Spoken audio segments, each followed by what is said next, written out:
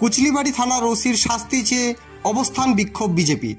আপনারা দেখছেন নর্থ বেঙ্গল সমাচার, উত্তরের বার্তা, সত্যের পথে। গত শনিবার মেখলিগঞ্জ ব্লকের বাগটোকরা ফুলকাটাবড়ি অঞ্চলে পিএইচই এর জলস্বপ্ন প্রকল্পের কাজ নিয়ে তৃণমূল এবং বিজেপির মধ্যে একটি ঝামেলা সৃষ্টি হয়েছিল। তাই রবিবার সাংবাদিক সম্মেলন করে বিজেপির জলপাইগুড়ি জেলার সাধারণ সম্পাদক শ্রী দধিরাম রায় জানান, কুচলিবাড়ি থানার ওসি শনিবার পিএইচই এর জলস্বপ্ন প্রকল্প নিয়ে তৈরি হওয়া ঝামেলার মধ্যে উপস্থিত ছিলেন এবং তাদের দলের মহিলা পঞ্চায়েত প্রধানকে কুরুচিকর ভাষায় আক্রমণ করেন।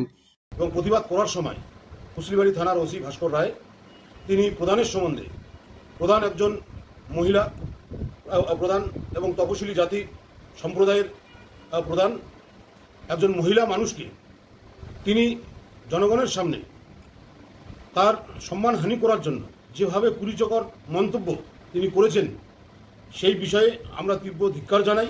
এরই প্রতিবাদে আজ সোমবার বিজেপির ২ নং মণ্ডল কমিটির তরফ থেকে কুচলিবাড়ি থানার ওসির অপসারণ ও আইনগত শাস্তির দাবিতে অবস্থান বিক্ষোভ প্রদর্শন করা হয় কুচলিবাড়ি থানায়।